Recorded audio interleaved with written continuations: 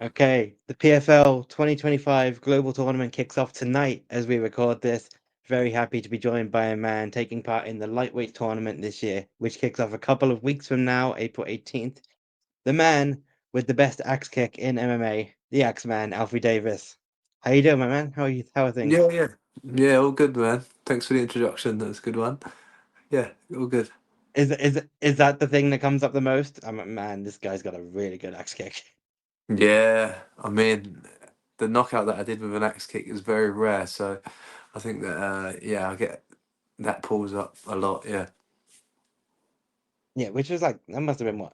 That must have been like 10 years ago now, right? 2017. Yeah, so 8 years, yeah. yeah, it's a long time ago, but it's just one of I those mean, things. yeah, but I mean, it got you on Joe Rogan, it got you all these viral clips, so it works even now. Obviously, we've got the tournament coming up. New experience for you in MMA with it being the tournament. I'm sure you got tons of tournament experience prior to MMA in traditional martial arts. Um, when PFL came to you saying, "Hey, we want to put you in the global tournament this year, $500,000 on the line," what was your reaction? I was happy first off. Yeah, I was well happy. I was kind of surprised to be honest because I lost my last fight, so I didn't know if I would get in it or not because I've been campaigning to get in the Bellator tournaments for a while.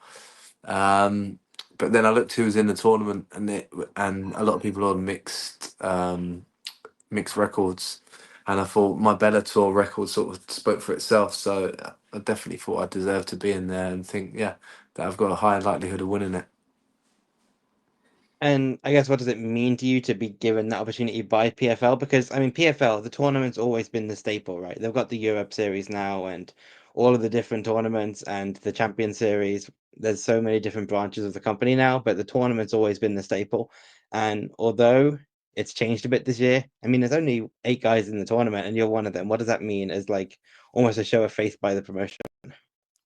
Yeah, I think I'm happy. I'm happy that they definitely chose me to be in it. I think it's sort of yeah, I'm happy. It sort of speaks for what I've done for Bellator as a company beforehand.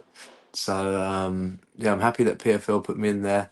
I think even my last fight was quite a good fight before the ending. So I'm happy that they enjoy the skills that I'm putting on. And it's a big first round matchup for you as well. Clay Collard, one of these guys who he's known for that, his fighting style, one of these super fun to watch guys. He's become a pretty big name for PFL over the last couple of years because of that. We've seen him in there with guys like AJ McKee. So yeah, when you saw that matchup, what were your kind of thoughts on it when that was first presented to you? Because I mean, just for me, when that lineup was presented, it's really one that stood out. Obviously, you've got obviously the technical prowess that you have. He's kind of caution to the wind, fun to watch guy. Not to say that you're not fun to watch. Of course, we know what you could do, but I mean that's kind of what he's built his brand on. So yeah, it's a matchup that really jumped out to me when they announced the lineup. So what were your thoughts when he was the name that came to you? I was happy to be fair because he's a striker. I mean, he does grapple every now and then, but not much. And I enjoy striking, and yeah, so I was well happy, considering like the other side of the bracket, there was some grapplers that would have, I think, mainly chose to grapple me. I think me and Clay are gonna just stand and bang it out, which is gonna be yeah, fun for the fans. Just kind of feel like they've put a bit of thought into the matchups where, the strikers are fighting the strikers in the first round, the grapplers are going to be fighting the grapplers in the first round. It does look that way a little bit. And yeah, this is throughout the whole PFL, one of the fights I'm looking forward to. Yeah, it should be a striker's delight. Um, Yeah. are you able to look ahead in a tournament setting, or is it just not possible to do that in your mind with Clay in front of you? Because obviously we know with a win here, it's Chablis or it's Primus. Two guys Yeah. you're obviously very familiar with from Bellator. Are you able to kind of look ahead to that, or is it Yeah, all about one I've guy planned right that now? fight already as well. To be honest with you, I think yeah, I think Clay. I know you shouldn't look at ahead of your opponent, but I think um, I'm just a horrible matchup for Clay. So I think yeah, I've studied him well, and I've already started studying Shabili because I think Shabili's going to win that fight. He'll be very unlucky not to win it. I've already faced Shabili in 2020, so 5 years ago now. So it's a rematch that I've really wanted. So after Clay, I'm coming for Shabili, and then it depends on what's going on with the grappling side of the bracket. Um, I hope it's JJ Wilson that comes out on top, and I think it could be. To be fair, he's got a high likelihood. Obviously, there's the Russian. I can't even. I won't even attempt to pronounce his name. Rabadanov. Yeah, the last year's winner. He did have a win over JJ Wilson, but I think JJ will probably beat him this time, and then the other ones I think are going to lose their matches. So this is how I think the tournament's going to pan out. Me, then Shabili, and then JJ Wilson. And JJ Wilson, I was due to fight at one time as well. And Shabili, I've already fought, so it's like the perfect tournament for me. I get to have a striker's delight. I get to rematch the guy and avenge a loss, and then I get to finally get my hands on JJ Wilson. So I think like when people say just everything aligns, and it seems that way for me for this tournament. You've broken it all down. We can end the interview right now. I Yeah. mean, you didn't mention Mark Diakiese there. I think from a UK perspective, you and him is one that a lot of people would want to see. Yeah, I think I'd love to. I think in the future, maybe me and Mark. I mean, I don't really want to put it out there, as I feel bad saying it because I think Mark's a really talented guy. But unfortunately, I think he's probably got one of the hardest matchups of the opening round. That Russian's a naughty Russian, and I can't see how Mark beats him. To be honest with you, but you never know. Mark could pull it out of the bag. It's fighting at the end of the day. But I think he'll go in as a heavy underdog. But yeah, if he could beat him, and then I think JJ is gonna beat the Danish guy. I forgot his name. Masvidal. Mads Bernal. Yeah. I think JJ is gonna beat Mads Bernal. Although Mads can be a tough character. He's had some good wins over the years, but he's coming up from featherweight, and I just think JJ's got a bit more than him. So that's my predictions anyway. This is the fun part of a tournament. Anything can happen on the night. And that's what makes them so exciting. But they're the predictions that I'm going with. But yeah, you never know. I mean, if it was an all English delight, me and Mark in the final, me and Mark have sparred before, and that was exciting. It's exciting exchanges going on, so that would be a very exciting fight. And yeah, so I don't see why not. The really good mix in the bracket. Just from a fan's perspective, we've got a couple guys that are PFL guys. We've obviously got yourself, Mads, JJ, all from the Bellator side of things. We've got Mark, who's just completely new to the organization as a whole. It's a good matchup. I really like this bracket. They've done a good job with all of the brackets, but I really like the lightweight one especially. Um, of course, the fight is at Universal Studios. Are you gonna get a chance to hit up the theme park while you're over there, or is it strictly business? Yeah, I've been to Universal before actually. My wife's dad lives over in Florida, so I've been there. But I don't mind it, but I just think it's just like a bit of a bigger Fort Park, and Fort Park's just right around the corner. I've not been to Disney. I'd quite like to take the kids to Disney at some point, but yeah, it's I can't really eat much there, and going on rides is not my thing. So. Yeah, probably not. But it's quite exciting to see. I want to actually. There's an NBA game um, in Orlando the week that we're there, so I think that's probably higher on my list than going to Universal. I want to, yeah, I want to watch Orlando. I'm not sure who they're playing yet, so that's higher on my list than going on the rides. Yeah, I mean, you mentioned obviously you're not able to eat and things like that, which you would normally be doing a lot of at a theme park because, with a win, you're back in there in 2 months. Exactly, yeah. And just fight week whilst we're there, I'm going to be on a strict diet, and then after exactly it's 8 week, Yeah. so we've got to preserve ourselves and keep the weight down. I can't be having my normal beer and fried chicken. Unfortunately, I'll have to wait till August for that. Yeah. How do you feel about the turnaround? Is that something you've experienced much in your career? I assume earlier, more so than later in your career, but is that something you've had to deal with much? So quick of a turnaround? Yeah, no, it's not. But I mean, yeah, hopefully, touch wood. I've not had a huge amount of injuries in fights, so I don't want to curse myself here, but I mean, my style of fighting doesn't lend to getting too injured. So yeah, I hope that I don't pick up any injuries. But also, I find it. I've been campaigning since I turned pro just to be fighting 4 or 5 times a year. But unfortunately, Yeah. it's not came to that.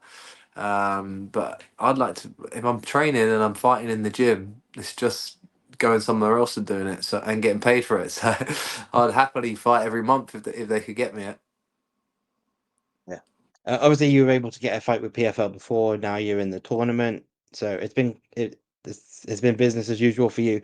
A lot of the guys coming over from Bellator haven't been so lucky in terms of getting fights. There's been a lot of complaints. A lot of people have left now as well. Just for you, how has that transition been? Yeah, it's been good for me. I mean, yeah, I've said this before. I think the guys that have left have been some of the guys that were like really highly paid. So from a business perspective, it was hard for them to put on. Um, so yeah, I kind of feel sorry for them, but equally, they earn a lot of money at their time there. So yeah, I'm good. It's good that I'm getting matched, and yeah, I'm an exciting fighter, and I should be matched. And that wasn't the only change for you lately. Obviously, a long time London shoot fighters man. I was very surprised when I saw you popping up at GB Top Team a few weeks ago in preparation for this one. What went into making that move for you, and how have things been for you down in South London now? Yeah, I mean, I used to train with Brad and Ash. They were my first ever MMA coaches, actually. Um, And basically, over the years at London Shoot Fighters, I had a great time there. Like, I had the teammates and the coaches. I had a great time there. But I got to a stage in my career where I wanted to do some stuff myself, and unfortunately, the coaching style there didn't really lend to that. So yeah, I moved because I wanted a bit more of a democratic style of coaching, and also, GB Top Team. This isn't the reason I moved, but it's 20 minutes from my house, so I can literally wake up and yeah, go. Whereas Shoot Fighters was ages away from me, and yeah, GB Top Team's a lovely facility, and also it's got more lightweights at Shoot. Yeah. Unfortunately, there wasn't any lightweights for me. I was training with welters and middleweights, whereas GB Top Team's got a great stable of lightweights. And not to mention, as I said previously, I've trained with Brad and Nash before, and their coaching style, um, yeah, I just think just lends to me a lot better. Was it always something you had in your mind that, I mean, one day you might make the jump down to GB Top Team with the history with those guys, or is this something that's kind of been spurred quite recently? Um, I mean, when we was Team Titan, I sort of left. Team Titan sort of broke down at that time, so there wasn't a GB top team then. It was like the lighter weights were training, they were gym hopping, and Team Titan sort of broke down for us heavier weights. So it was almost like a have to move because I was the only Yeah. sort of pro in the gym at the time.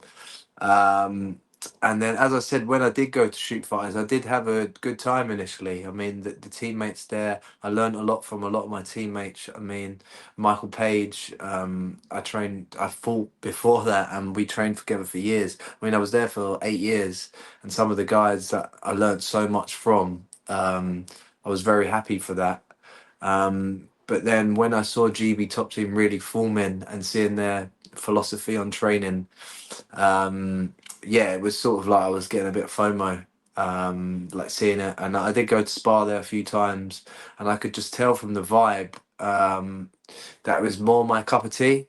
I sort of had the obviously you become when you're attached to a gym, you become loyal to the gym and your teammates. So to be honest, I think it was kind of to my detriment for a while. I wish I made the move earlier. If I'm honest with you, but that's just me being honest. But as I said, I can only be thankful for what shoot fighters and the teammates did for me.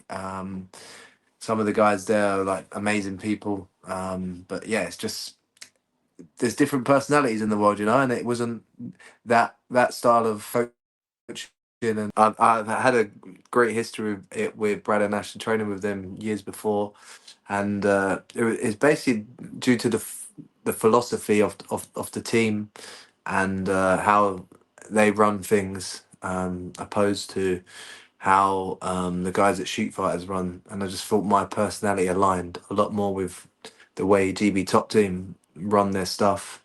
And I basically just was saying how I just think that personalities are different. Some people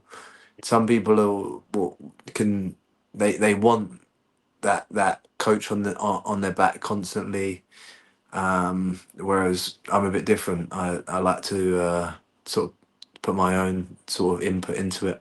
So I prefer sort of a democratic style, and yeah. But I did say I was really thankful for the guys that shoot, the teammates. I met some amazing people there, and the coaches did an amazing job, until I think my sort of time was up a few years ago. Yeah, I mean, I lived in Wembley for university, so I know what a slog it is to get from north to south. So the fact that you live 20 minutes away is a very valid reason to make that move. Yeah, yeah, yeah. It's definitely a added benefit. 20 minutes, and yeah, can turn up, and yeah, it just makes life so much easier. I mean, I commuted for so long, and like when you hear of people that didn't commute before, I was like, that seems like such a good life. And then when you do it, it's just so much better. I don't, yeah. If I could give any advice to anyone, obviously you got to assess your own situation. But if if you've got a similar deal going on and it's close to your house, it's just so much less stress. Do you know how much more stress and how much you get out of your life? It's just, yeah. In my opinion, it has to be done. Yeah, and I know you're a family man as well, and I'm assuming that makes a huge difference in regard to having the time with your family and things like that as well. Yeah, exactly. I've got two young children. I can take them to nursery. I can take them to gymnastics in the morning and still get to training. And then in between sessions, I can play with them. So it's a huge deal, massive deal. But I mean, selfishly, that wasn't the reason I moved, but it's just the added benefit, to definitely moving close to my house. Of course, I always talk to GB top team fighters when I get them on about the strength of the room. There's so many good guys there, really strong on the women's side as well. As someone new to that room, and I know a lot of the guys you would have sparred with before, but as someone new to that room, who are the main people you've kind of gravitated towards and that you're doing a lot of work with? Yeah, I mean it's all the lightweights really. We have about six or seven professional lightweights, who are all fighting at a high level, like, and cage warriors. They've all got a heavy pedigree in the amateur ranks. So like some of them done the IMFs, and then they've transferred over. So I mean, me and Sean Fraser we've been doing a lot. Kai, we've been doing a lot today. I sparred Kai. Um, I don't want to just keep naming because I'm going to miss someone and I'm going to feel out of order. But these guys are, and some of the guys that have, some more of the boxing orientated guys from GB Top Team to sort of represent Clay, have really helped me out in what they've been doing. So yeah, like Callum's been helping me because he's got a heavy boxing style. Brad Wheeler has been helping me. Again, I don't want to miss anyone out, so I'm going to stop there before I miss not name one of them. But yeah, as I said, just for lightweights, such a big room of talent, and going from a place where I only had like one lightweight to train with, compared to going there and having six or seven at ease. Do you know what I mean? It's hard to say like who I'm going to do my rounds with because I've got too many people that are at that level where they can give me work and replicate my opponent, and be the same weight where I'm not at a disadvantage because of the weight. So yeah, I'm very thankful for the room that they've got there, and the coaching just paid dividends because some of these guys are only 2-0, and like they're giving me a tough time. So yeah, I'm very happy for that. Yeah, and you compare that number to someone to like at shoe fighters when I know you're working with MVP a lot, and I mean I know you love working with MVP, but his last fight was at middleweight. Yeah, exactly. Yeah, Yeah, yeah. It's it. Listen, sparring part. You have to do what you have to do with your team, but yeah, it's. I think that working with people of your weight is definitely beneficial. As I said at shoot, I did learn a lot from even the heavier guys, but when you're losing some exchanges because of the weight, it does sort of hinder your progression, I would say. we've got a bit of a quick fire segment here, so I'm just going to throw some quick fire questions at you. Yeah, sure. Favorite food, Fried chicken, favorite drink, beer. any particular? I like Moretti, to be honest with you. What's your go-to breakfast? Porridge. Favorite movie? Ooh, Always the one. yeah, it's always the one. I don't. I've rewatched this. I don't actually like it anymore, but I've got to say it because it sort of shaped my life. It's the Kickboxer with Jean-Claude Van Damme. Yeah. Yeah. Favorite TV show? Favorite TV show of all time, probably Breaking Bad. Yeah. Favorite musician? Ooh, favorite musician. Who do I like? I mean, I've got various artists that I like. Um, I'd probably say as a whole, it would have to be The Weekend. Although some of their newer stuff I don't really like. Yeah, I don't know, that's I'm not sure. I'll have to go with MK. Just put more of a party scene on it. Yeah, MK. Favorite sport other than MMA? Kickboxing. Yeah, it'll have to be kickboxing. Yeah, I'm not That's really fair. yeah. I used to play cricket and football, but Mm. yeah, I just like to fight too. Honestly. So on that, favorite fight. So favorite of your own fight and a favorite fight to watch as well. Um, one of my favorite. I've got. Can I do multiple ones? I mean, I've got a favorite fight of where I the whole camp I game planned really well, and it came out within the first round. That was against Jay Dodds because I definitely saw a back kick and drilled it, and then basically finished him with a back kick. So that was one of my favorite fights. And then the other one, I don't know. It's quite. I quite like that when I fought the French guy Thibaut Gouti because I went in as the underdog and suffered a bit of adversity, but came out on top, and it was a bit of a 3 round war. So that was one of my favorite ones. Favorite fights of other people, I would. Who could I quite like Alex Volkanovski and Makachev. The first one, I thought Alexander Volkanovski won that. Which other just in that's in the UFC. And then I quite like watching some of the ONE FC stuff. So I like Jonathan Haggerty um, and Have you ever worked with Haggerty at all or no? Rod Tang. Now I worked with Christian Knowles for a bit. Yeah. I was obviously his coach, but I've never worked with Haggerty. Um, but, Christian Knowles was an amazing coach. He was just ages away, and it was 2 hours away, and he travels a lot. He's got a stable of Yeah. fighters that he's loyal to, and it was hard to, to keep up with him because he's always in Thailand. But yeah, it's definitely someone that I could potentially work with a bit more in future. Yeah. So the next question was favorite fighter. Favorite fighter? You've kind of just nailed to a few there. Yeah, I would probably say currently I quite like Arman Sarukin. I think he's Yeah. my favorite fighter currently. And then of all time, I mean, for entertainment's sake, I like John Jones, but the fact that he's been caught doping many times, sort of, yeah, he's out of my list. But I like watching him, but I just don't like the fact that he's a drug cheat. Yeah. So he gets out of my list. I like Charles Oliveira. He's very exciting to watch. Um, favorite submission to practice? Guillotines. I like a good gilly because it just Yeah. once you've got it, you know you've got it, and it's just yeah, bit of an addictive feeling once you've got it.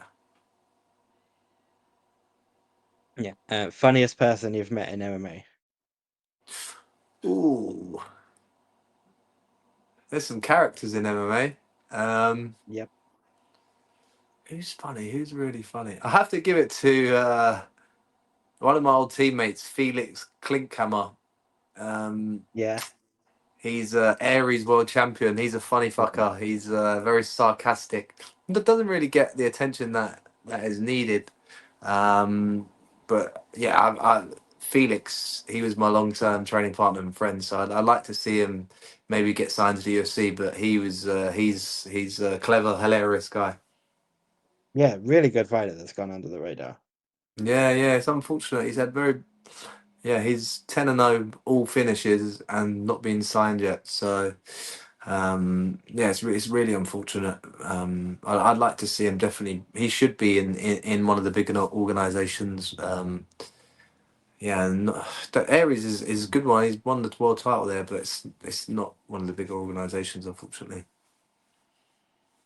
I don't know. You might be the first person that's worked with Brad Pickett that hasn't said Brad Pickett. Yeah, to be fair, Brad is a funny fucker as well. Yeah, it's probably a debate between them. Brad is very funny, yeah. Brad is, but you said fighter, and Brad's like my coach, so He that's was my a difference. fighter. He was a Yeah, he was fighter. a fighter. Yeah, yeah, he was. He was. To be fair, I just had different. You know, I had fighter in my head, That's fair. but That's fair. That's fair. yeah, Brad is hilarious though. He is very funny. And he does light up the room with his humour. So it's a very good training environment with him there. Was finally best piece of advice you've been given. Um, I would say follow what follow your own path. You know, you know what's best for you. And people tell you who they are eventually. So follow your own path. You know, you don't have to listen to what other people say or what they think you should do, whether it's your parents or people around you. Obviously, you listen to advice, but I think eventually you know what's best for you. So have the confidence to follow your own path. I think that really checks out when given what you were saying about the move you made lately. Yeah, yeah, yeah, 100%. Yeah. I want to thank you for taking the time today, Alfie. I'm very excited to see you kick off this season of the lightweight tournament in PFL, April 18th, DAZN here in the UK. Of course, ESPN2, ESPN Plus is where you can watch it in the US. Finally, give us the hard sell. When yourself, Clay Collard step into the cage, what can the people expect? Me and Clay are going to stand and bang. There's no other option for me. He comes forwards, and I have to stand and get in the pocket with him and have a tear up. So that's what's going to happen. It's me or Clay going down, and yeah, it's going to be fireworks. So just I look forward to it. Yeah, I look forward to this fight as well very much. Really excited to have you on ahead of this one. Thanks for taking the time, Alfie. Best of luck. Cheers, Steve. Thank you, buddy. Thank you. See ya. Bye bye.